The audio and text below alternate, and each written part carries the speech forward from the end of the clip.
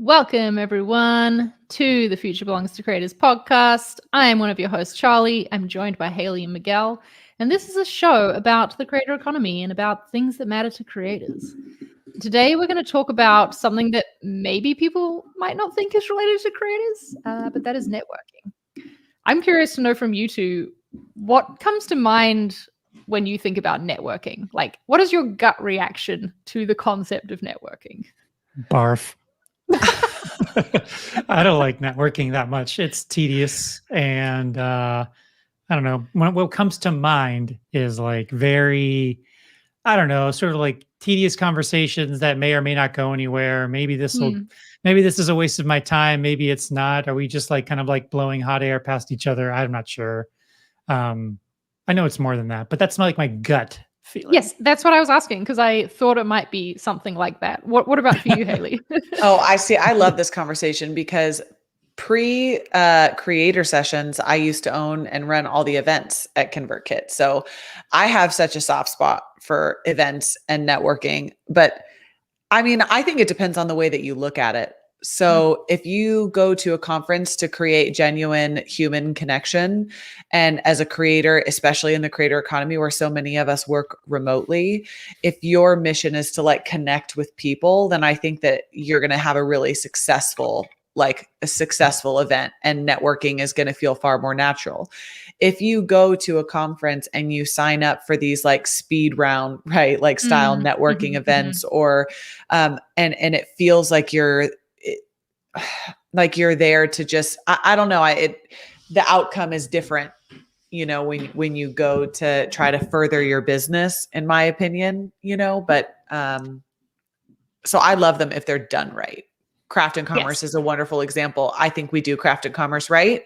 And I think it fosters a great environment to create real human connection. But a lot of conferences that encourage networking get it wrong.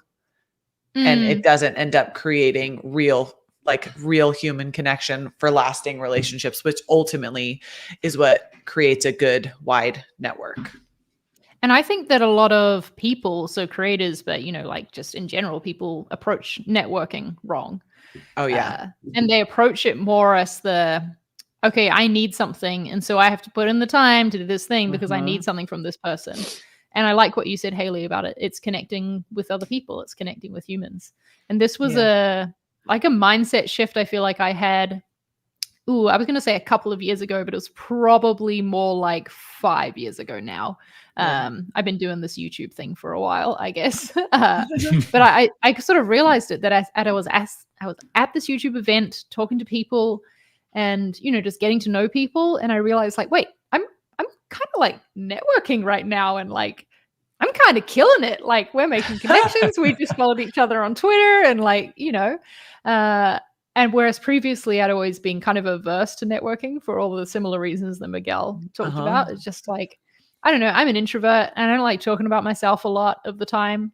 And so it felt weird to like go up to someone and be like, hi, here's why I'm important and why you should want to get to know me. But if you approach networking in that way, I don't think you're going to get much value out of it. And I don't think I did until I realized this like mindset shift.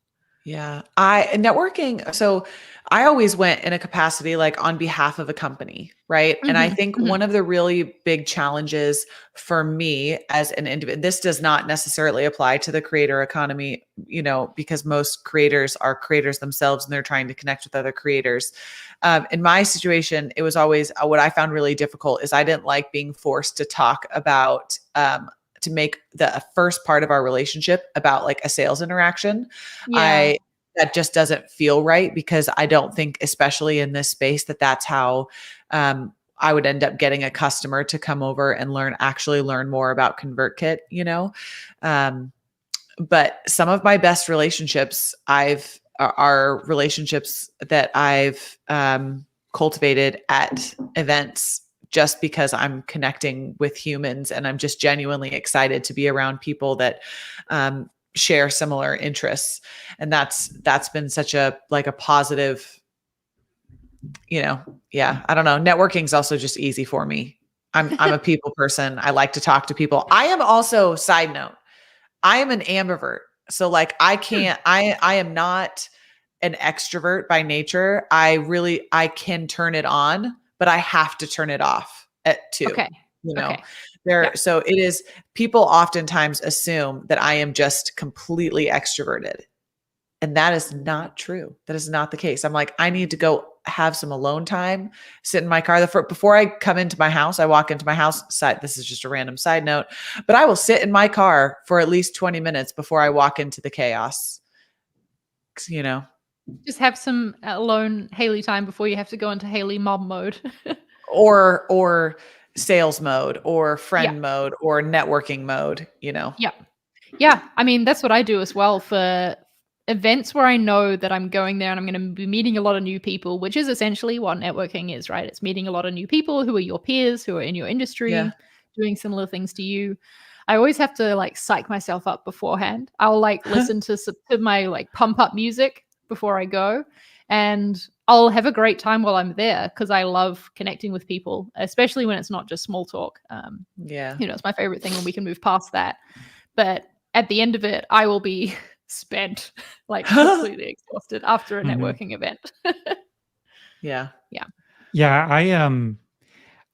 So to clarify, I want to say, when I said it earlier, I identify with what you ladies are saying about like needing to recharge. And I would say, what did you call it? An ambivert? Is that ambivert? Yeah, it's like it's like the intersection of extrovert I haven't heard and introvert. That before. Yeah. Okay. I've always called myself like an outgoing introvert. Like I have introverted tendencies, but I can turn it on if I need to and even enjoy it most of the time. But like definitely like sucks the life out of me. When I think of networking, the situation I think that I have a problem with is having the same conversation over and over and over again with different people. And that part's the worst. Like, somebody asks you like, so what do you do? And then you just give them the spiel. It's like, oh, that's cool. And then you elaborate on that. It's like, oh, like, where are you from? And then like, you have like all those, like you said, the small talk, but you're just kind of having to give your sales pitch about yourself over and over and over again. At some point you just like, or I get super over that. So it has a lot to do with what Haley was saying about like setting that situation up for success, like the event and how it's presented. And it's just like, if it's just a free for all where it's just a giant room of people talking about themselves, like, no thanks. But if it's like there's some structure or some fun to it or something like that, or Yeah. some way to get around those like more tedious things, then I'm all about it. Mm. I always like to approach events, conferences, times where I know there's going to be networking involved as a quality rather than quantity thing, where I'm not there to like meet as many people as possible. In fact, I literally say to myself before I go to any meetup or, design conference or whatever, it's like, I want to connect with one person, like really connect with them to a point where I'm like, we had a great chat. We went past the, that surface level of what we do, where we're from, etc. And then that'll be a success for me. And that will have been worth my time going to this event. And that's what I sort of go in looking for. And obviously, I'm going to have more than one conversation because you're not going to click with everybody that you talk to. You're not going to click necessarily with the first person. But that's what I'm looking for. And that's what I guess keeps me going when I have the more surface level conversations where it's like, okay, maybe we're not each other's people, which happens sometimes. Yeah. And I'm like, okay, we'll move on and we'll try someone else and we'll see if we can get there with the next one. But that's always what I'm looking for, is like just one connection per event is a great win for me. I love putting an outcome at like figuring out what your success metric is. And yours is one person. And I think that's really important. One of the talking points that you had for this episode is like, what's advice that we can, provide to give people when networking becomes a thing again, Is that a thing? Well, it's a thing. Maybe we can get into it, but I also believe that it can happen just as easily online. But finish your point. Okay. Anyways, Ooh, controversy. I love having this success metric because I have been to a lot of different types of events. I've been to events that are like heavily focused on women, and I've been to, events that are heavily focused on just, diverse groups of people in both sex and race and all the things. And I feel like there's really unique and interesting things that happen at each one of them. For me as a woman, I have a harder time being at events with just women because it always feels like it's this, you're trying to impress. There's this, I don't know, trying to impress culture, I think, that happens. Like, what outfit are you wearing for day one? What outfit are you wearing for day two? What three, and it's that's a really hard environment for me to be in, just because I feel like that doesn't foster actual real connection, because that fosters, like you're saying, well, I'm going to talk to this person because of something that I see on the outside versus something that's happening on the inside. And that's always been a really hard environment for me. But I think when you walk in, what's really important is that those events also have a lot of really wonderful things about them that happen, women supporting women and but sometimes it's hard to get past some of those things. But I just love that you set up this success metric. You're like one person, because then you walk into an event and even if it didn't meet what your expectations were in your mind, your success metric was met. If you meet that one, you have that one conversation, then you're not judging it for all these other things. And if you look back at like even Nathan and Barrett, I'm sure they would say this, is that they met their arguably their best friends and people that have been most influential in ConvertKit's business. Ryan Delk, who's on our board, and James Clear, who's a New York Times, best-selling author, at WWDF, World Domination Summit. WW World WWDS. Yeah. just one W. Whatever. And it was because they fostered a good environment for connection. Yeah. And now, 15 years later, 10 years later, however many years later it is, there's huge parts of each other's lives, which is really cool. I'm here at ConvertKit. This company, right? Yeah. Yeah, I was just going to say I'm here at ConvertKit because I met Nathan at a conference about 4.5 years ago. So same with Uri, I think, right? Yep, same with Uri. Well, tell us that story. Tell for everyone who hasn't heard that story. Tell that story a little bit, because I think that it lends really well to why networking is important and can have a massive impact on your life. Totally, and I think it's a great example of networking too, because there was no like it wasn't a business framed conversation that we're in. And I don't know, I'll just get into it. So Nathan and I were both speakers at a conference called the Sean Wes Conference. Sean McCabe, he has a community and was running this conference mostly for members of its community. Nathan was talking about pricing models. I was talking about YouTube because I've been doing it consistently for a while. After the conference wrapped up on the second day, it was lunchtime, and Nathan asked if myself and my friend Femke would be interested in going to get lunch together. And we were like, great, like Nathan Barry, big guy in the blogging and design world, and wants to have lunch with us. This is cool. So we grabbed a few other people as well and went to this little pizza place and basically just sat there talking for hours, which is networking in a way. It's getting to know new people, And during that conversation is when Nathan was like, so have you ever considered working remotely for an email marketing software company? And I was very confused by this question, but eventually worked out it was kind of like a job offer, and we went from there. But yeah, it was all super it was casual, right? Networking can be casual. It doesn't have to be this whole idea of like, I'm here to do business. I'm going to hand you my business card. You're going to hand me yours, and we're going to talk business together. We were talking about like design and travel, and I don't even remember what else before we got to that point. So yeah, big believer in networking, not just because of that. I've also met a lot of friends through networking, had a lot of success in my career, I feel, because of it. Because of the people who I've met have helped me to grow, and I can like learn from them and be mentored by them. I think it's never a good idea to approach a collaboration or like someone you want to mentor you as your first interaction. Just like you were saying, Haley, you hate when the first interaction is the sales. You should never message someone and just be like, hey, we should collaborate, or hey, can you mentor me? Like, it's like, who are you? Do we even mesh? Like, is this a good fit? I don't know. We haven't had a chance to figure that out yet. But a lot of great collaborations and like mentorships have come about for me through just getting to know people and networking. Yeah, something about that initial conversation being, hi, I want something from you. Immediately someone's on a defensive posture. Either they're defending their time, they're defending, it's very. I've had people reach out to me, for example, via LinkedIn or whatever, who have been trying to apply for a job at ConvertKit, or perhaps we went to the same school or something like that, and I've actually met up and gotten coffee with some people who have just been like, hey, I'd love to meet up, and I see that you and I went to the same that we went to the same school in Seattle for learning how to do development and stuff, and they're in an earlier stage of where I was a few years ago, and they would love to just like get to know what that's like. And I'm like, yeah, sure, that's great. And then you have other people saying like, hey, I just applied for ConvertKit. Can you move my resume up? And I'm like, hi. Hi, stranger. Yeah. No, I mean, that's not even what? I don't even know how to do that. Like, hello. Yeah. Nice to meet you. I'm Miguel. Yeah. What's your name? Like, let's start there. So. Yeah. I think that's the thing, is where a lot of creators can go wrong in because they hear that collaborating is a great way to grow and, all of that. And they're also, desperate to get to know other creators. We want to find other people who are on the same wavelength. And I just don't think going straight in with that ask is the good way to go about it.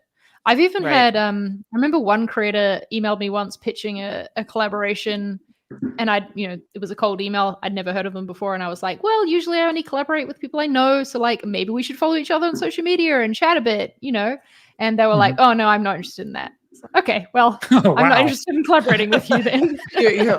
That makes no sense. Yeah, that was weird. But can we talk about networking online now? Yeah? I have one more story. So no. Okay.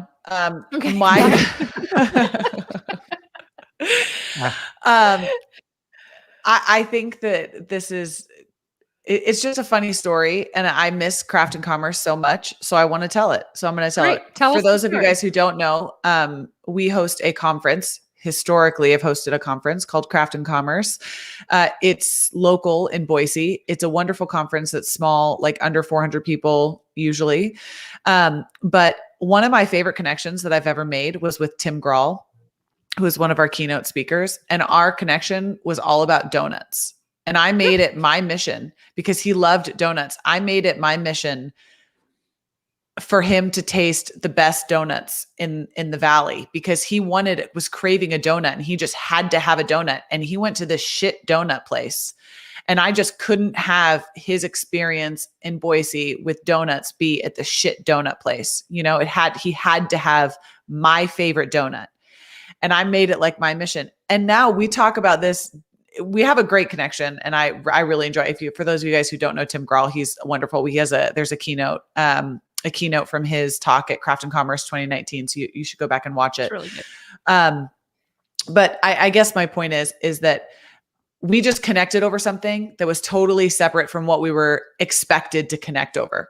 It was donuts in this case. And oftentimes human connection happens in ways that are really unexpected. And that's something that I just would really encourage people to do when they're at events, is don't look for the outcome. Sometimes the outcome isn't going to be what you expect. But if you just try to connect with someone on a totally human level that's not necessarily business related, that's when the business relationships actually end up they end up paying off. So yeah. It's like you've got to light the spark at the events, right? With the initial conversation.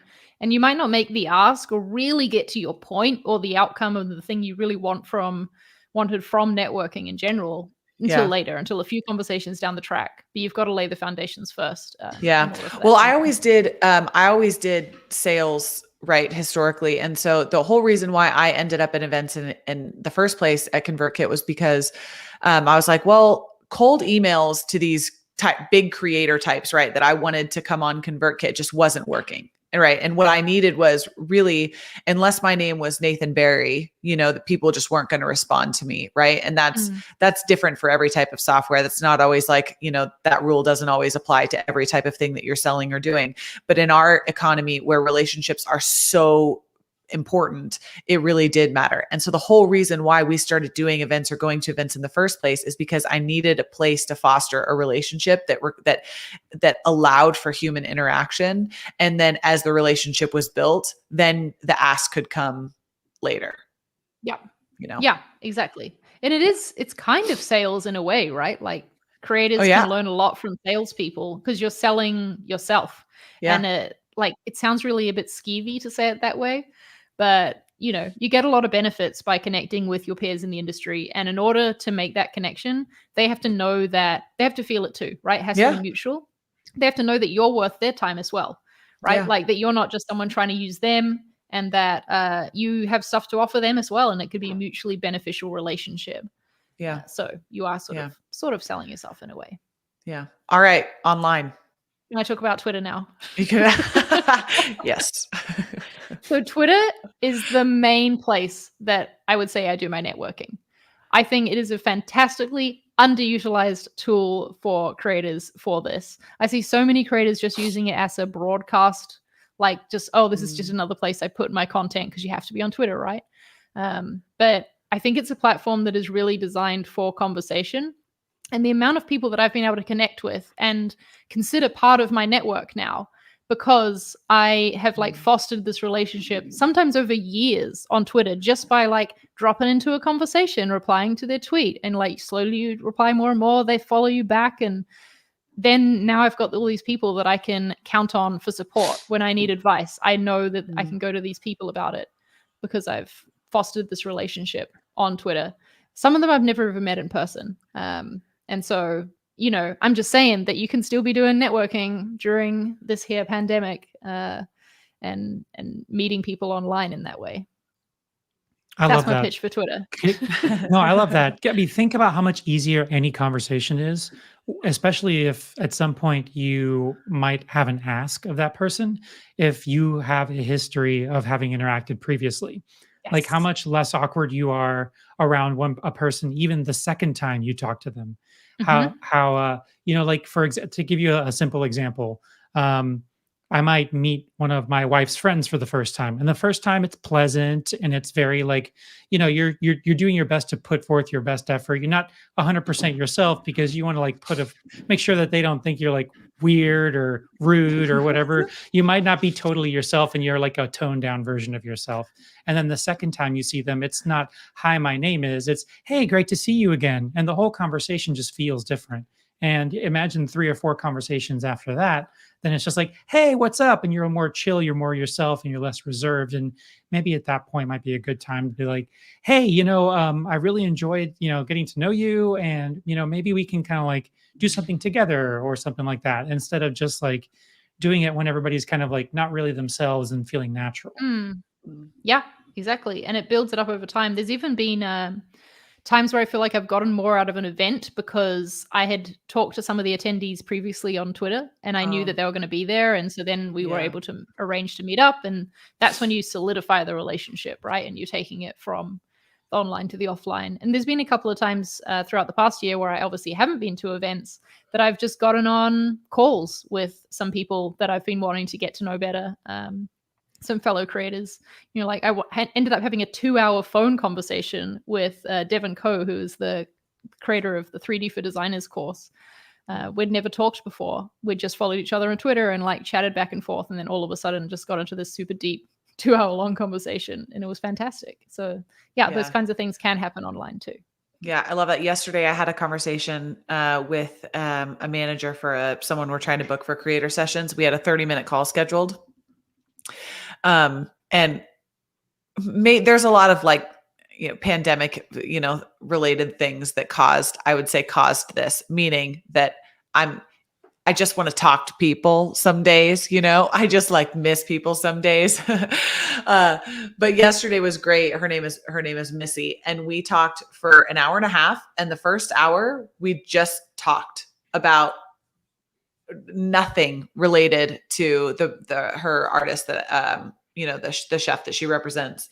And it was wonderful because now we have built and like this honestly, we talked about everything from inappropriate things that have to do with raising children to kids to, just like people that we follow to anime movies. We just had such a wonderful connection, such a good talk, and allowing myself to carve out the time to create that where I wasn't, even though she was coming to me for an ask, right? She wants to book somebody and I was evaluating it.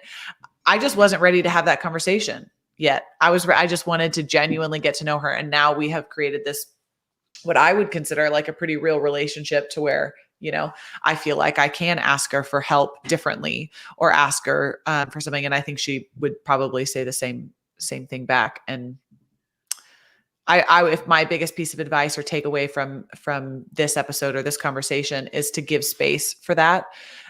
We live in this world where it's every conversation you have to be efficient and has to be on point and has to, and I just say, give yourself space to just connect with people. A great example, my husband, he's terrible at this. This is why we work.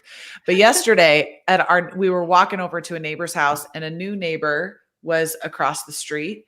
And we just sat there and chatted. And for context, okay, my 9-year-old had grabbed my baby, who's like, whatever, she's under 2. I still consider her a baby, and took her over to the neighbors. Okay. So we're sitting outside. Our neighbors have our baby. And she's in the response, she's my 9-year-old has her. So I don't know what's happening to my 9-year-old. My husband's sitting there just like, Haley, the baby is over at the neighbors. Like, we're not just leaving, and I'm just perfectly happy engaged in this conversation with my new neighbor. And we walked away from the conversation. He said, man, you've really got to get your like time management under, in order as far as like conversations go. And I was like, I don't know what you're talking about. I was like, I feel perfectly satisfied and happy. I trust my neighbor with my kid. I trust my kid who had my other kid. Okay. But still nothing was, I didn't hear any crying. She wasn't that far away, but I just love that I created this, and not to pat myself on the back here, but I created space to build an actual connection with a new neighbor, someone that I didn't know. And we talked about everything from golf to the neighborhood to, people connections and people things that we had, and now that's just missing. I just feel like that's missing from life because everybody has a purpose to a conversation. And in that moment, my purpose was just to get to know this guy that lived and make him feel like I was genuinely interested in who he was and what hobbies he had. And that makes people feel loved. And that's what people want. When you need to borrow a cup of sugar or whatever the neighborly thing is, you can go to this guy now, where it would be weird if you'd perhaps never met him before. And I think this is a really good metaphor for what creators should be doing is networking before you need it, really. Like, the wrong time to make a connection with someone is when you need something from them. You should be building up the network just with people, like-minded people who are doing the same things as you, people doing interesting things before you know what you need from them is the best time to be doing it. Because then when something arises, you're going to have a group of people who you can lean on for support and for advice. And it's going to be mutually beneficial in that way. Yeah. Maybe we should make homework for everybody listening to this episode to be like, go reply to someone on social media, or like start figuring out who it is you want to build a connection with and take a step into making it happen. Even if it's as simple as just liking a tweet or an Instagram post or commenting on it.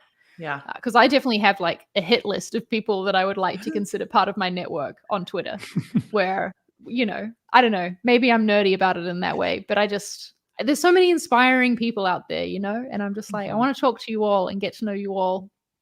And so I'm just like, you know, slowly working my way into their circles. Yeah, just reach out to them and say, hello, my name is Charlie, and you're on my hit list. Yeah, that wouldn't be scary at all. Hello, anyone there? And I've been flagged by moderators. Yeah, whoops, yep, and I've been blocked. You want to avoid that for sure. Yeah. I think that Teddy, who, you know, is always hanging out in the chat here in these episodes, we love Teddy. I think Teddy is a great example of networking, honestly. I think that every time Teddy shows up here in the chat of this show, he's networking. You know, we're seeing his face. We're associating him with all the topics we talk about. We're grateful for his support. And I know that, I'm sure Teddy wouldn't mind me talking about this. Like, we've DM'd on Twitter a bunch, and, you know, I know that, well, I hope Teddy knows that if he has a question about design or needs advice or anything like that, like, I would answer him absolutely and be happy to help, because we've established this already. And that's just why it's good to show up for the creators that you admire. Well, Teddy's the unofficial fourth host of the show. Like, he's part of the show at this point. We've got to have Teddy actually on an episode sometime. Like, it just has to happen. Yeah. Yeah. I to love be the that. real fourth host. Any more advice that you would give for what I wrote in our notes was advice for not making networking hella awkward.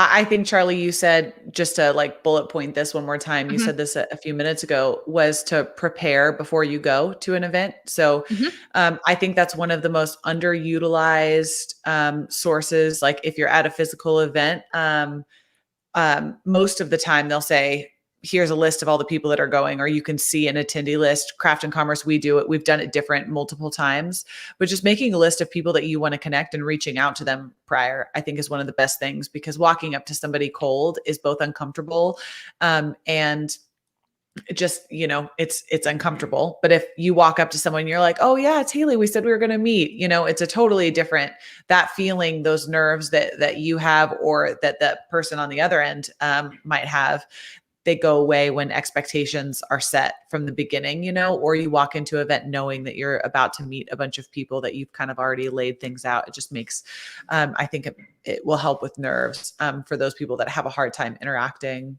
in person. I want to highlight, though, the comment in the chat from Kay. That's a great call out. We've tried to foster this. She's talking about our conference, Craft and Commerce. And she says that I'm in my 60s and found it difficult to connect with a younger crowd. Boomer meetup next time. Love it. 100%. And we got you. We will make that happen when events are a thing. So I didn't want to not address that. Yeah. Miguel, any advice? Yeah, I think my advice would be that something that's helped me in the past is when I'm in a situation like, say, a conference or with a group of people, and I want to get to know them better, and I'm feeling a little awkward or apprehensive about coming up to them, I try to remind myself that everyone is here for this explicit reason, to connect with people. So it's not weird to go up to a stranger in this setting and being like, hello, I'm so-and-so, you know, and then just be yourself and connect with that person. That's why we're here. It's not the same as like walking to somebody at, say, a department store and be like, hello, random stranger. I am so-and-so, and I would like to get to know you better. Let's spark up a conversation. Like, that's not the same thing. Even though in my mind, it feels that way. It feels like I'm walking up to a total stranger and asking them to engage in a conversation with me. But they are there to meet people. They are there to connect with you. People are online, even if you're not in person.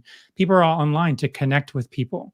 So just try to remind yourself and be kind to yourself about that sort of awkwardness that you might feel about sparking up a conversation with a stranger. Yeah, because think of how many times, or I can think of how many times I've stood at like a event party or whatever, and just wished that someone would come up and talk to me so that I didn't have to be the one to awkwardly 100%. go and do that. And so the person you approach, they could be thinking that, and they could be super grateful that you're striking up the conversation. And yeah, online as well. I think responding to questions people put out on Instagram, Twitter, whatever social network you're using, is a really great way, because you're sort of delivering value and answering their question, even if it's sort of more of a research or poll within like, does anyone else do this sort of thing? Like, you're providing value just by answering. And so it's a great way to, start up a conversation or make that first connection. Mm-hmm. Cool. Any last thoughts on networking? I feel like I wish we'd seen more networking happen in the chat. Maybe people can follow each other off it and do that. But yeah, I really do want everyone listening to this episode to take that piece of homework that we're giving you and to go like, think of someone that you'd like to get to know better in your industry, your creator vertical, whatever you want to call it. Yeah. And I start making way. think something to kind of, finish closing this out. Mhm. I'm really anxious to see how networking changes following the pandemic, right? Because people are craving human connection so badly right now. We were talking just on this call right before this. Yesterday was one of the first days that I went and I worked at a coffee shop for the first time in, since March of last year. And I literally felt high. Like I was so filled with joy and happiness. I needed yesterday so badly. I was saying Nathan set me up actually with someone that he's working with on his newsletter called From Boise. It's great if you're interested in learning about Boise. And so we were talking, and lo and behold, then Nathan walks up, just like, he just showed up, and it was the greatest. It was great. And then one of my other really good friends just showed up and was just there. And I was like, oh my gosh, this is the best day ever, people. And I just like needed yesterday so badly. But I'm really excited to see to see people getting the opportunity to be together again. I know we've talked a lot about connecting digitally and not letting the pandemic hold us back from this. But man, is it going to be a good day when we can network in person again? Oh yeah. Bring it on. Can't wait. Can't wait indeed. All right. Well, let's wrap up the show here then. This was a good chat. I really enjoyed talking about this. I've become, I don't know, I feel like I've gone from super introvert, not interested in talking to new people, to like the person who's just like craving it and craving like that connection with new people. So yeah, love it. All right. Well, thanks for joining us, everybody. And we will see you in the next episode. Bye. See ya.